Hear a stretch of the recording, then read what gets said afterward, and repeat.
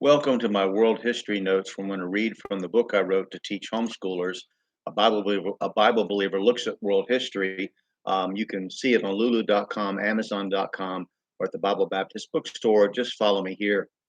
Before we get into Greece, some history of Greece, we're going to discuss a timeline of Rome, just to go over a timeline, very dry, but just something to keep in mind as you're looking and trying to discover your own conclusions about history. Like I say, and you're not going to agree with me on a lot of things, maybe nothing, but you should know about the events and people I talk about. So 748 BC, Rome founded by Romulus, according to Fabius Pictor, as recorded by Archbishop Usher.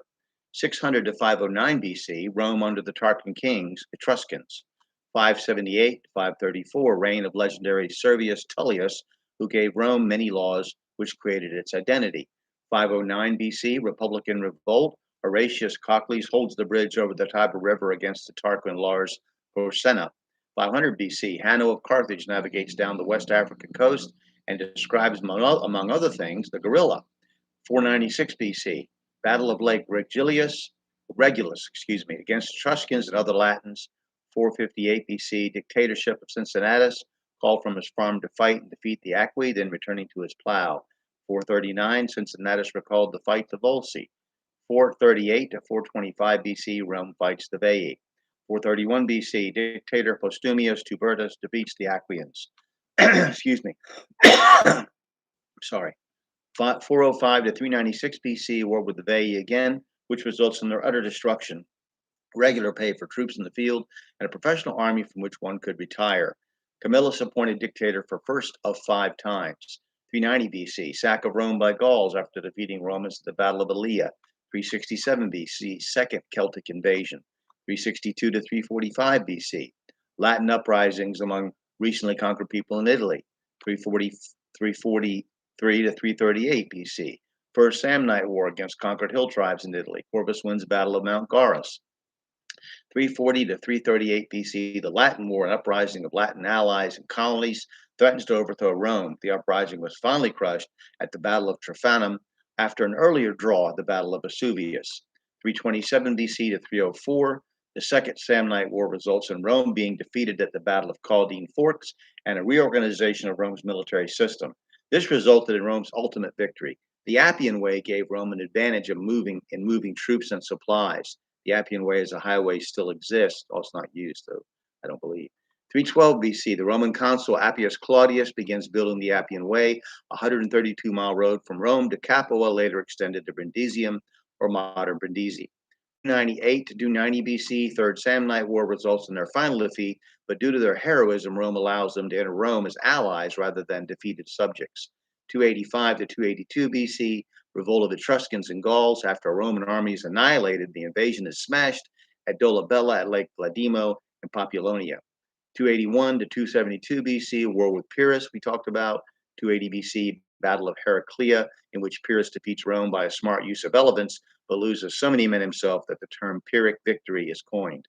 279 BC, Battle of Asculum, in which Pyrrhus again wins with great losses. 278 to 276 BC, Pyrrhus invades Sicily. 275 BC, Pyrrhus invades the Italian peninsula again and is decisively defeated at the Battle of Beneventum. 272 to 265 BC, Rome becomes master of Italy and consolidates victories. 264 to 241 BC, First Punic War with Carthage. 229 to 228 BC, First Illyrian War begins an expansion into Greece. 260 BC, the Roman numeral system derived from the Etruscans is at its most advanced and is used until Arabic numerals replace it during the Dark Ages.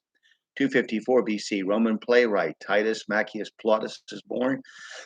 Excuse me. He produced 130 comedies taking existing Greek plays and Romanizing them.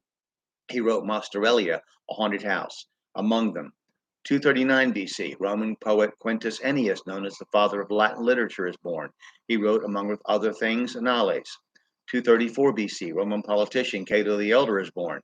He was a spokesman for a high standard of morality and military discipline. He wrote on the art of writing, among other things, but only one of his works still exists, De Re Rustica. Worth reading, worth looking over. 219 to 202 BC, Second Punic War. 200 to 191 BC, Rome moves north and reconquers the Po Valley. 200 to 196 BC, war with Macedonia.